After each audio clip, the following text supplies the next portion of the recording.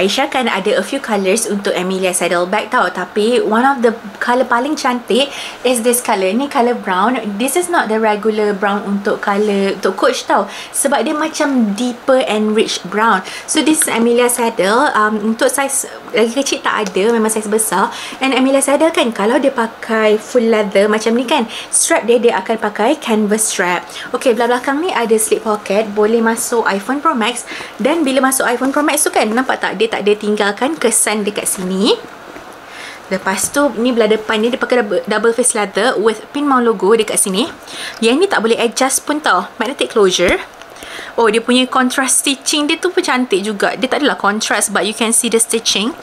Belah dalam pakai microfiber fabric. Lepas tu ada pocket sini, 2 compartment. This is a long wallet, boleh masukkan long wallet dekat sini. Okay, now Aisyah tunjukkan rupa bila pakai. Yang ni kan strap ni paling pendek tau Aisyah adjust. Ni rupa dia bila pakai, paling pendek. Dia tak boleh lagi pendek untuk shoulder. Lepas tu for the strap ni boleh je adjust lagi untuk jadi crossbody. So macam ni, tarikkan macam ni. Lepas tu pakai sebagai crossbody lah. So for this one, harga sebelum voucher 1150. Tadi masa live orang cakap dapat 900 lebih something macam tu. So kena cari voucher lah. Untuk cara pembelian boleh tekan dekat shopping bag di bawah. If you guys have any question, boleh komen down below. Dan jangan lupa tekan button follow.